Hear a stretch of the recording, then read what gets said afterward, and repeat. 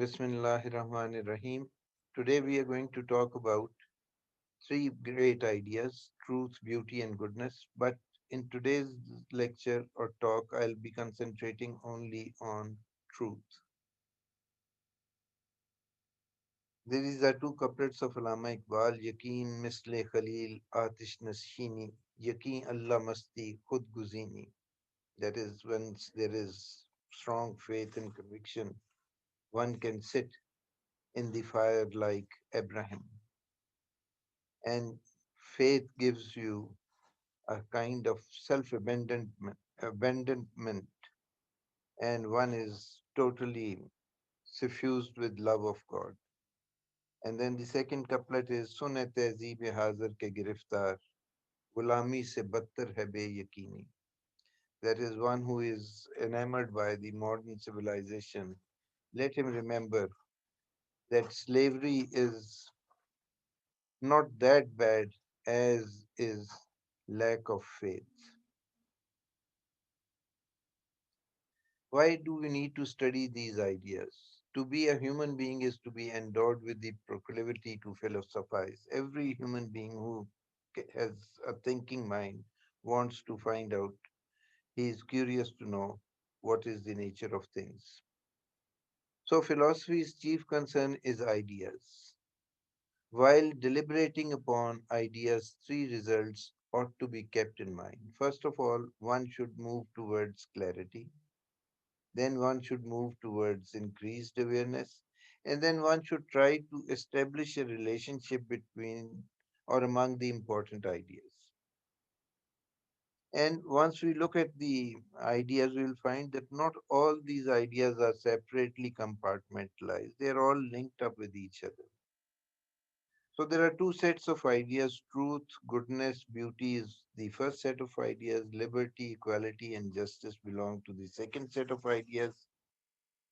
And we should read these ideas or we should study these ideas in an interesting and enjoyable manner without getting, bogged down by the intricacies of thought and becoming too philosophical. The question of right and wrong. The question of right and wrong, the word of changing physical things, is a mere shadow of the much more real word of ideas. Like Plato said it, when we pass from the realm of sense experience to the realm of thought, we ascend to a higher reality, for we have turned from things that have no enduring existence to enduring and unchanging objects of thoughts and ideas. So, here two basic things have to be taken into consideration. One is that there are certain things which happen temporarily, and there are certain things which are permanent. We should be concerned with what is permanent because that gives us an idea of our connection with reality and it gives us an idea of the nature of truth. People come and go, men have their exits and entrances. This life is a stage, as Shakespeare said. People come and go, they have their exits and their entrances. So the basic question is what endures? One generation will go away, second generation will pass away. But what endures? The concept of God endures. The concept of truth endures. The concept of right and wrong endures.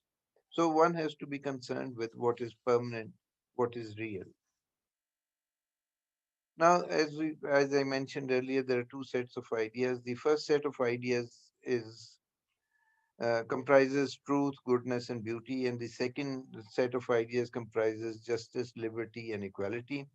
The ideas of set one are useful for us in our private as well as in our public life, whereas the ideas of set two have greater applicability in public life. Now, our schooling should be essentially humanistic, which is to say that it should provide at least an introduction to the great ideas and some measure of familiarity or conversancy with them, right? So that is what has to be taken into account.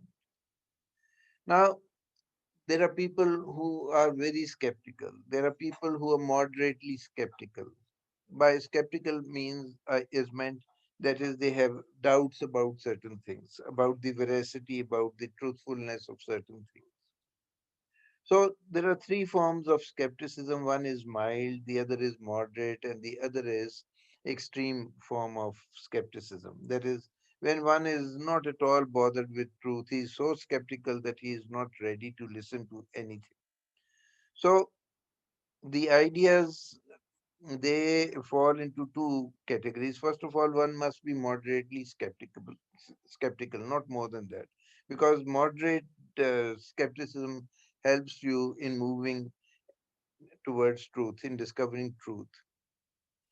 Mild skepticism will keep you almost uninterested. So there are now two realms. One is the realm of certitude, and the other is the realm of doubt. Now, when we talk about the realm of certitude, this means that we have enough evidence and we don't need any further evidence to build upon what we have already conceived as true. But in the realm of doubt, there are judgments that have a future in which the effort we expend in the pursuit of truth may bring us closer to it. At the moment, the future holds in store the possibility of additional or improved evidence and amplified or rectified reasoning. Let me simplify it. That is, when we are in the realm of doubt, then we must try to gain more evidence, we must try to gain more information and knowledge so that we gradually step into the realm of certitude. Our youth sometimes, because of certain influences, find themselves in the realm of doubt, and sometimes they also become extremely skeptical about things. That is, they criticize things too much, too loudly. Whereas if they work in a systematic manner, they can come out of the realm of doubt and step into the realm of certitude. Because one cannot afford to live his entire life in the realm of doubt. सारी उम्र शक में तो नहीं गुजारनी, किसी stage पे यकीन की तरफ तो कदम बढ़ाना है. तो बेसिकली कोशिश ये होनी चाहिए कि जितनी जल्दी जिंदगी में आदमी realm ऑफ डाउट से निकल के realm ऑफ certitude में दाखिल हो जाए, उतना बेहतर है. अच्छा, in the pursuit of truth, there are certain steps. First of all, the addition of new truths, replacement of less comprehensive formulations, the discovery of errors or rectification of judgments. ये pursuit जो है ये endless है. You keep on trying to find and discover the reality of things. On the periphery of the sphere of truth in each department of learning lie disputed matters about which experts are not in agreement. जैसे जैसे और knowledge आता है, जिस तरह पहले कहते थे कि जमीन फ्लैट है, फिर बाद में पता चला नहीं कि ये राउंड है, फिर ये कॉन्सेप्ट था कि जी जमीन जो है उसके गिर्द सूरज घूमता है, फिर बाद में ये पता चला कि नहीं जी जमीन के गिर्द नहीं सूरज घूमता बल्कि अर्थ revolves around the sun. So in every department there are spheres of uncertainty which one covers with more knowledge. The sphere of truth is the sphere of those matters about which we think disagreement is profitable because precisely because these are matters about which it is possible to change opinion and to reach agreement instead. अच्छा जी, इधर ये दो चीजें जो हैं जो बड़ी जरूरी हैं समझने की. There are two things which one must understand, that there are matters of a quite different sort concerning which we think the very opposite. These are matters of taste rather than of truth. अभी the distinction that has to be made is कि कौन सी चीजें जो हैं they belong to the realm of truth and what are those things which belong to the realm of taste. क्योंकि कई दफा हम झगड़ा करते हैं और बहस करते हैं, we discuss things, we enter into a sort of a disagreement with people over matters of taste. Maslan, I like, suppose if I'm a smoker and I like a particular brand of cigarettes and someone else likes another brand of cigarettes. Now there can be no debate or discussion about it because it is all a matter of taste. Similarly, I may like my tea with milk and another person may like his tea without milk. So this is a matter of taste, and there is no need of arguing about things which pertain to the areas of matter of taste. What are the things which need to be discussed are those which belong to the matter of fact or of truth, so that with more evidence, one gets closer to truth. So, this distinction has to be maintained. The distinction of matter of taste and matter of opinion, or matter of fact, or matter of truth. So about matters of taste, there is no point arguing. About matters of truth, dispute is fruitful. Wherever the truth of our judgments, opinions, or beliefs is a proper concern, we should be prepared to argue with those who disagree with us with the firm hope that our disagreement can be resolved. Disagreements can be resolved if there is more evidence which is provided by one group of arguers or debaters. There is thus a need to determine what all falls in the sphere of taste and what all comes under the matters of truth. The spheres of taste include cuisine, that is food, social manners, styles of dance, patterns of family life, etc. All these come into the matters of taste. The adoption of one style rather than another is an act of choice springing from emotional predispositions. आपकी जज्बाती वाबस्तगियां भी हो सकती हैं जिनकी वजह से आपको एक स्टाइल ज़्यादा पसंद आते हैं बनिस्बत दूसरे के और कल्चरल कंडीशनिंग की वजह से भी ये हो सकते हैं तो इसमें कोई इतनी ये वो मामलात नहीं है जिनके ऊपर डिस्कशन या डिस्प्यूट जो है या आर्गुमेंट जो है वो फायदेमंद साबित हो सकती है वो जिस तरह कहते हैं ना कि दिल आया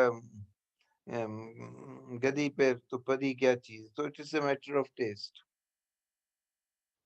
so matters of truth in matters of truth objective considerations play the major role यानी इसमें ऑब्जेक्टिवली आपने अप्रोच करना है सब्जेक्ट को और इसमें इमोशनल और विशफुल थिंकिंग नहीं आनी चाहिए अगर आप चाहते हैं कि आप ट्रूथ तक पहुंचे और ये जो नेचर ऑफ ट्रूथ है ये ट्रांस कल्चरल और ग्लोबल है यूनिवर्सल है जहाँ तक जबकि मैटर ऑफ टेस्ट में mankind is divided into races clans groups cultures ठीक है ना तो ये चीज जो है आपको सबसे पहले तो जिस वक्त आप किसी बंदे से डिस्कशन में एंटर हो या आर्गुमेंट में दाखिल हो तो आपने ये देखना है ये आप मैटर ऑफ ट्रूथ डिस्कस कर रहे हैं या मैटर ऑफ टेस्ट डिस्कस कर रहे हैं अगर मैटर ऑफ टेस्ट है तो फिर इस पर डिस्कशन की जरूरत ही नहीं है तो पहले तो आपने ये देखना है कि जिस चीज के ऊपर बहस हो रही है वो किधर है where does it fall in the matters of truth और in the matters of test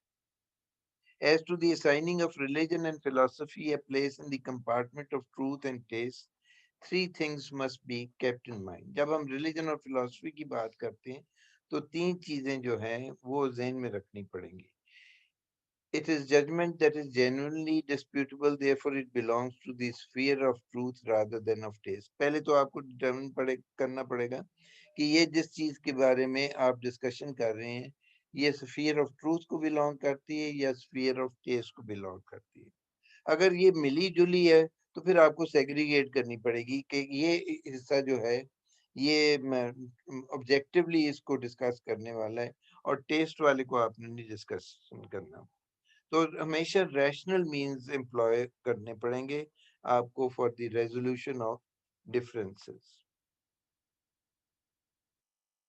when we recognize that the possession of truth is the ultimate good of the human mind इंसानी ज़हन की तरजीह है सच्चाई और हकीकत इंसान चाहता है कि हकीकत तक पहुंचे क्योंकि खुदा ने अक्ल दी है इंसान को और the greatest priority of human intellect is to discover God तो इसको इस्तेमाल ही इसलिए किया जाए तो we are bound by our natures to discover truth and what is truth? Truth is the ultimate reality that has created each one of us, that is God. If our one affirmation or denial of its truths brings us into disagreement with the other, then we have no further obligation to discharge. We must take whatever steps of inquiry can be employed effectively to resolve such disagreement. यानी पहले तो आप matter of truth को देख लें, sphere of truth को देख लें, फिर स्फीयर ऑफ टेस्ट को देख लें, फिर जब स्फीयर ऑफ ट्रूथ को फॉलो करें तो ऑब्जेक्टिवली फॉलो करें. और इस प्रोसेस में जितना मर्जी टाइम लग जाए, you are bound to, you are morally and intellectually bound to discover truth. Only if we fully discharge these obligations are we entitled to regard ourselves as engaged in a lifelong commitment to the pursuit of truth. We must not stop short of pursuing this till such time that we attain complete conviction and commitment to truth.